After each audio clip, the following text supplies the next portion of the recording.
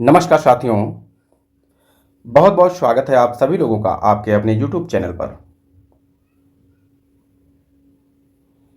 जैसा कि हम लोग लगातार गणित के प्रश्नों का अभ्यास कर रहे हैं, शुरुआत करते हैं हम लोग अपने प्रैक्टिस सेट की, जो कि बहुत ही बेहतरीन, बहुत ही महत्वपूर्ण प्रश्नों की श्रृंखला है।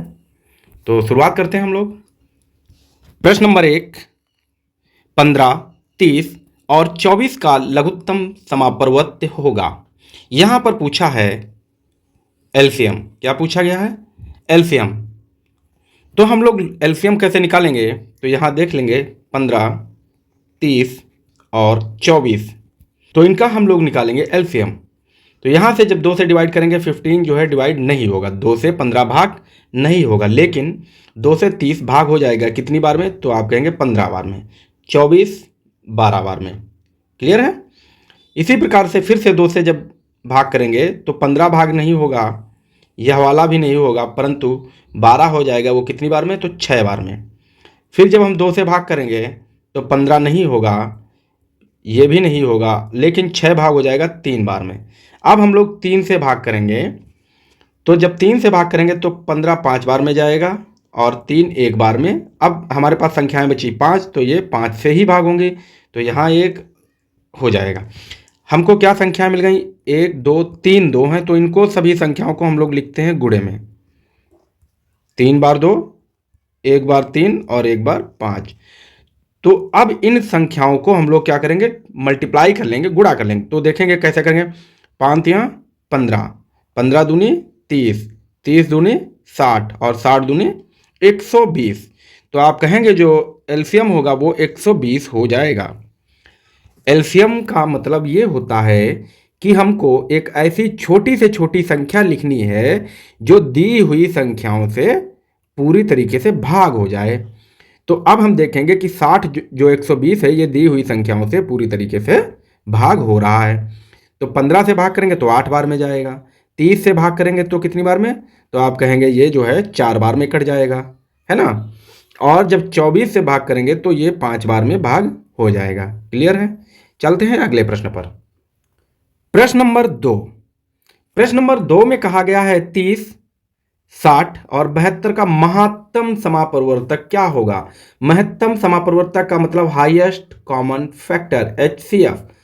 हाईएस्ट कॉमन फैक्टर का मतलब होता है कि एक ऐसी बड़ी से बड़ी संख्या लिखनी है, बड़ी से बड़ी संख्या, मान लो हमने x लिखी, बड़ी से बड़ी संख्या, जिससे ये तीनों संख्याएं भाग हो जाएं। क्या हो जाएं? तीनों संख्याएं काटी जा सके। अभी तक हम लोग लिख रहे थे एलसीएम। एलसीएम ऐसा लिखते थे जो दी हुई संख्याओं से भाग हो, परंतु एचसीएफ का मतलब होता है कि ऐसा नंबर हम लिखेंगे, और वो भी बड़ा सा बड़ा नंबर लिखेंगे, जिससे ये तीनों संख्याएं भाग हो जाएं, या जितनी भी संख्याएं दी हों वो भाग हो जाएं। तो इसको हम लोग किस प्रकार से निकालेंगे? तो अगर हम लोग देखें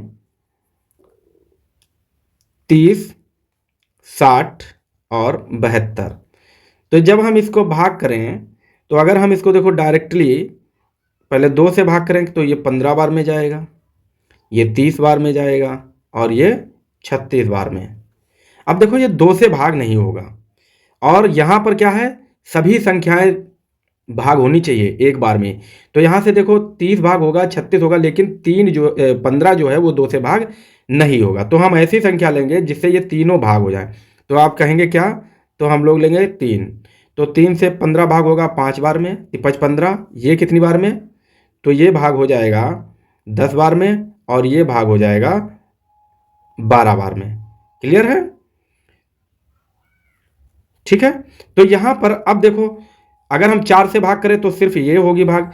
तो यहां पर अब ये तीनों अलग अलग संख्याओं से भाग होंगी, तो यहां पर कॉमन क्या हो जाएगा? तो आप कहेंगे कि 2 और 3 संख्याएं कॉमन है, तो इसका मतलब जो हाईएस्ट कॉमन फैक्टर होगा वो 6 हो जाएगा। ठीक है? कितना हो जाएगा? तो आप कहेंगे 6 हो जाएगा। ओके। या फिर इसको हम लोग एक तरीके से और कर सकते हैं, जैसे 30, 60 और 72, इसको हम लोग पहले की तरह ही काट देंगे। तो 2 से भाग करेंगे तो ये 15 बार में जाएगा, ये 30 बार में और ये 36 बार में, 36 दूने 72। फिर इसको 2 से भाग करेंगे तो ये 15 नहीं कटेगा, ये 15 और ये 18 बार में। 2 से भाग करेंगे तो 15 नहीं कटेगा, 15 नहीं कटेगा, ये कटेगा 9 बार में।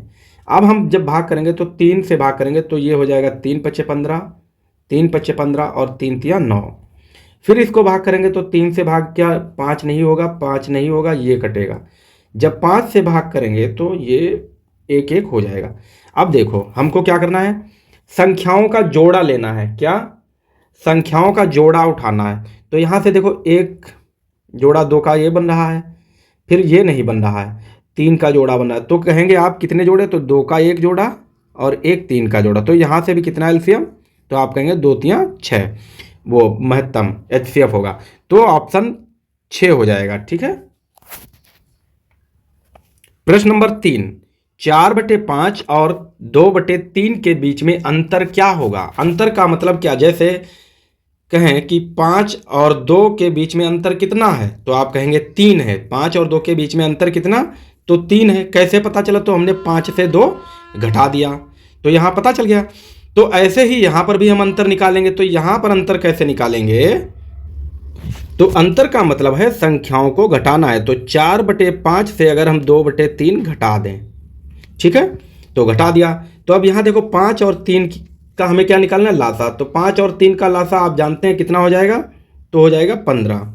कैसे? अभी हम पीछे बता चुके हैं, आप लोग निकालिएगा। अब यहाँ पहली संख्या के हर से हम 15 को भाग करेंगे तो कितनी बार में जाएगा? तो आप कहेंगे 3 बार में, 5 तिया 15। तो 3 यहाँ लिखेंगे और गुणे में ऊपर वाली संख्या उतार देंगे 4। साइन माइनस का है, माइनस का साइन लगाएंगे। ये 2 है, इसको उतारेंगे, गुणा लगाएंगे। और इस वाले 3 से 15 को जब भाग करेंगे तो ये 5 बार में जाएगा और 5 यहाँ गुणे में लिख देंगे। बात समझ में आई?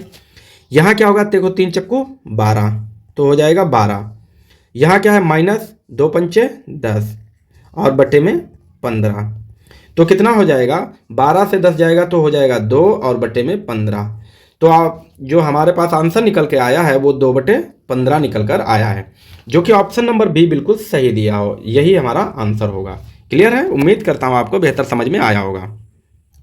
प्रश्न नंबर 4, 48 भागे ब्रैकेट में 35 minus bracket 30 minus bracket 31 minus 26 भागे 2 गुणे 4 और ब्रैकेट बंद। तो ऐसे में हम लोग क्या करते हैं, सबसे पहले हमें छोटा ब्रैकेट हल करना होता है। तो जब छोटा ब्रैकेट हल करेंगे तो यहाँ क्या करेंगे? देखो इसको हम लिख सकते हैं 31 माइनस का 26 भागे 2 गुणे का 4। क्लियर है? तो जब इसको हम भाग करेंगे तो ये हो जाएगा 2। बात समझ में आई? तो कितना होगा? 31 माइनस का 26 गुणे 2, 26 गुणे 2, तो कितना होगा? ये हो जाएगा 31 माइनस का 52।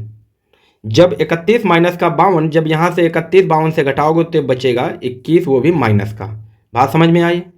ठीक है, 21 बचा, यहाँ माइनस लगाना है 21। ठीक है, इतनी बात समझ में आई। तो अब हम लोग देखेंगे कि जो हमारे पास ये ब्रैकेट है इसका मान कितना आ गया? तो आप कहेंगे माइनस का 21 आ गया। अब ये माइनस का 21 ब्रैकेट में, यहाँ ब्रैकेट बंद, ये वाला बंद, और यहाँ क्या है 30, इसको ऐसे नोट करेंगे माइनस 35 और भागे 48। यहाँ बात समझ में आई। अब क्या करना है? देखो ब्रैकेट के अंदर जब एक संख्या बचेगी तो ब्रैकेट क्या होगा? ये जाएगा ब्रैकेट खुल, तो कितना बचेगा? आप कहेंगे माइनस का 21 यहाँ था और ये बाहर माइनस है, तो ये माइनस और माइनस क्या होगा? प्लस हो जाएगा। नहीं समझ में आ रहा है? माइनस का 21 यहाँ है, जब इसको हम खोलेंगे तो ये हो जाएगा 21 और एक साइन माइनस का, बाहर भी माइनस तो अंदर हो जाएगा प्लस, तो ये हो जाएगा प्लस और ये हो जाएगा 30। क्लियर? बात समझ में आई? ठीक है, हमारे पास संख्या क्या बन गई? ये बन के आ गई। समझ रहे हैं ना? तो हम इसको ऐसे लिख सकते हैं। अब देखो क्या करेंगे, 30 और 21 कितना होगा? तो आप कहेंगे 51 हो जाएगा। तो इसके अंदर कितना हो गया? 51। क्लियर है? अब 51 हो गया तो कि इसको क्या लिखेंगे? जब ये ब्रैकेट खुलेगा तो इसको लिखेंगे 48 भागे ब्रैकेट के अंदर 35 साइन माइनस का और अंदर साइन प्लस का है, तो ये जब ब्रैकेट ये हटेगा तो क्या हो जाएगा, माइनस ही रह जाएगा, तो 51 हो जाएगा बड़े वाले ब्रैकेट में। यहां तक स्पष्ट हुआ? बहुत ध्यान से ऐसे प्रश्नों को देखिएगा, ठीक है। तो आप क्या करेंगे, जब 51 से 35 घटाएंगे, 51 से जब हम 35 घटाएंगे तो क्या आ जाएगा, यहाँ हो जाएगा 16 हो जाएगा, 11 से 5 जाएगा तो बचेगा 6 और 4 से 1 तो 16, तो माइनस का 16 बचा। क्या बचा? माइनस का 16 ब्रैकेट के अंदर और बाहर भागे 48 है। क्लियर है? तो जब ये ब्रैकेट खुलेगा तो क्या हो जाएगा, 48 भागे माइनस का 16, यानी कि हम इसको लिख सकते हैं 48 बटे में माइनस का 16, ठीक है। यहां क्या करेंगे, 16 से जब भाग करेंगे 48 को तो क्या आएगा, 3 और साइन माइनस का, तो हमारे पास जो आंसर है वो आंसर नंबर बी हो जाएगा। क्या हो जाएगा, आंसर बी हो जाएगा, माइनस का 3। क्लियर है? चलते हैं अगले प्रश्न पर।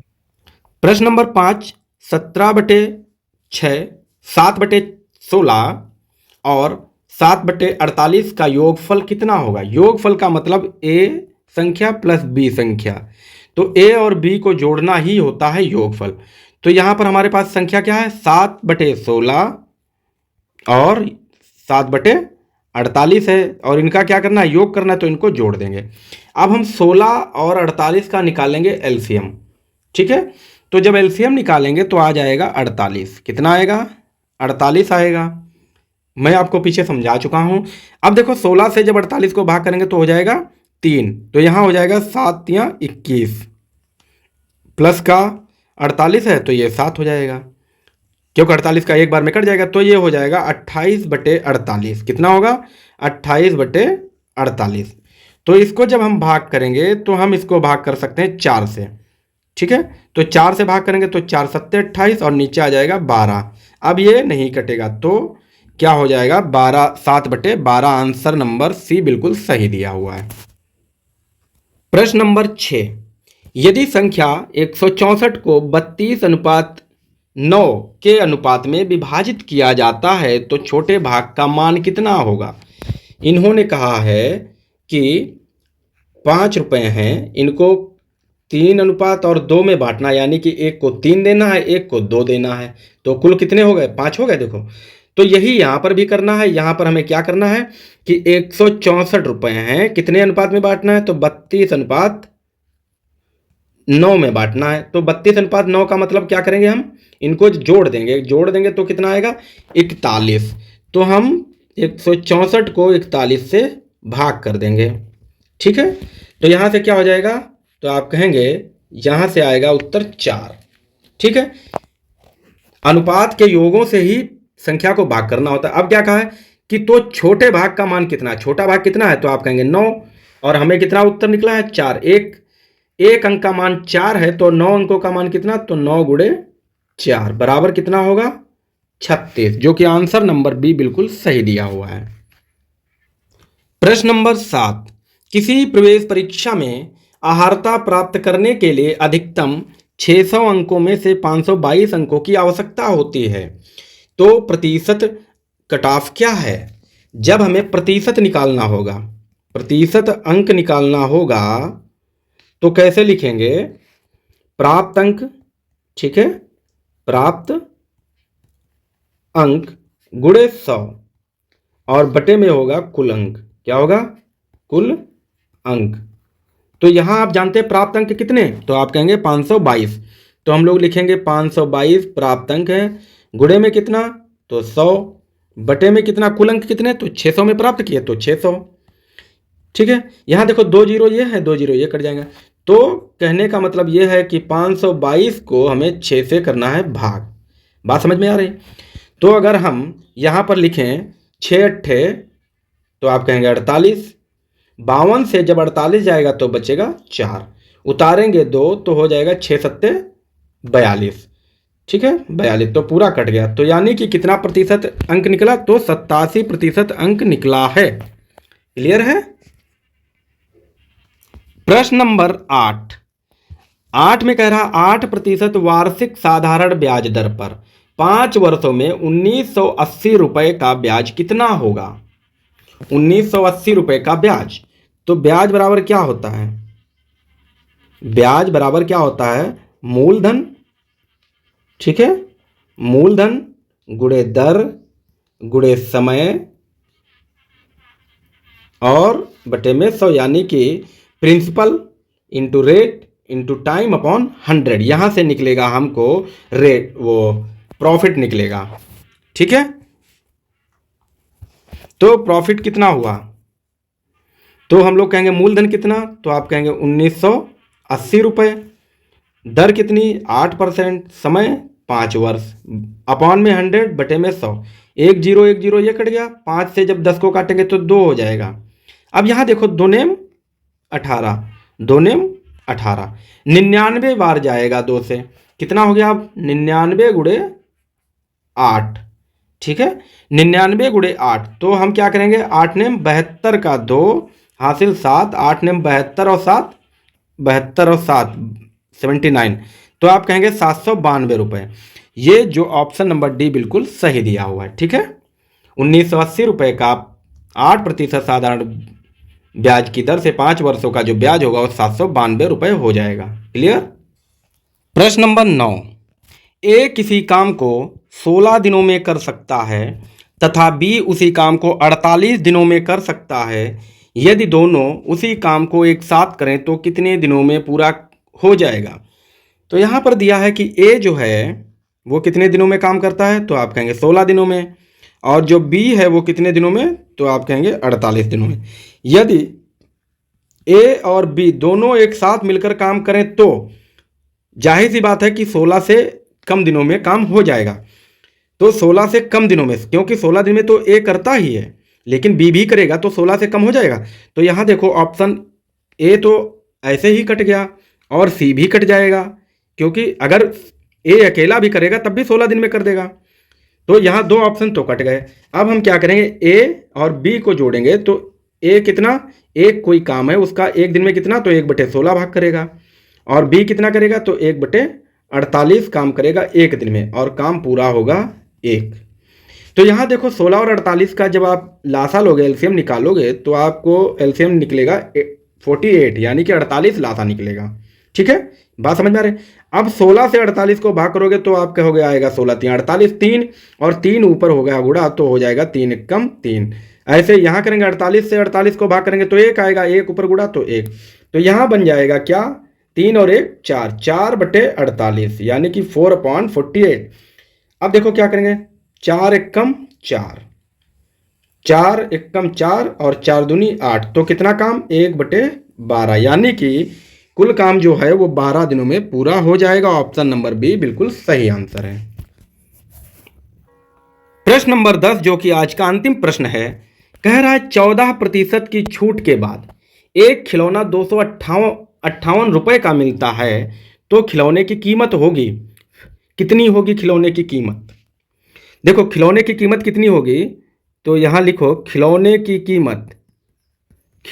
कीमत जो होगी वो हो जाएगी 100%, ठीक है, 100% होगी। तो यहाँ कितनी है खिलौने की कीमत 100%, और कितना कह रहा है, तो 14% छूट, 14% की छूट दे दी तो 100 से 14 घटा देंगे।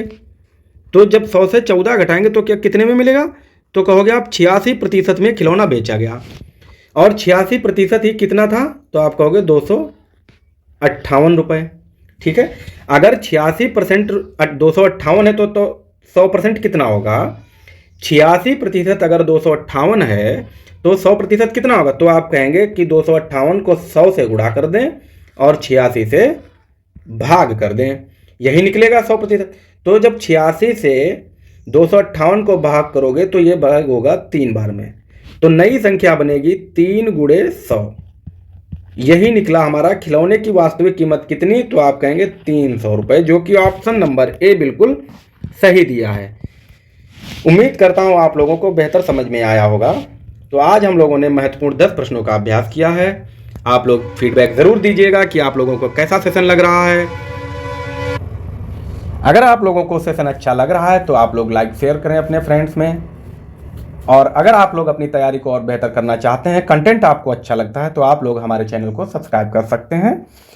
इसके अलावा हमने जो पिछले वीडियो में एक क्वेश्चन आप लोगों को दिया था, करने के लिए, तो उसका भी हम सॉल्यूशन बता देते हैं पिछले वीडियो का, जो कि वीडियो नंबर 41 का है। तो ये हमने पिछले वीडियो में बताया था कि घर के लिए कि इसका इकाई का अंक पूछा है। तो देखेंगे हम लोग इकाई का अंक क्या होता है। जो लास्ट में अंक लिखा होता है वही होता है इकाई का अंक। तो हमारे पास यहाँ क्या है, इकाई का अंक क्या है, तो आप कहेंगे कि यहाँ जो है 1 है, यहाँ भी 1 है और यहाँ भी 1 है और यहाँ 9। तो हम इकाई के अंक को क्या करेंगे, गुणा करेंगे, इकाई के अंक को ही गुणा कर लेंगे। तो 1 गुणे 1 1, 1 गुणे 1 1 और 1 गुणे 9, तो आप कहेंगे 9। तो यहाँ पर जो है इकाई का अंक होगा वो 9 हो जाएगा। ऑप्शन नंबर ए बिल्कुल सही है, इनका आंसर सही आया है। तो उम्मीद करता हूँ आप लोगों को बहुत बेहतर सेशन लगा होगा। तो आज के लिए इतना ही रखते हैं, मिलते हैं अगले वीडियो में। तब तक के लिए बाय बाय, टेक केयर। घर पर आप लोग तैयारी करते रहिए, स्वस्थ रहिए और मस्त रहिए।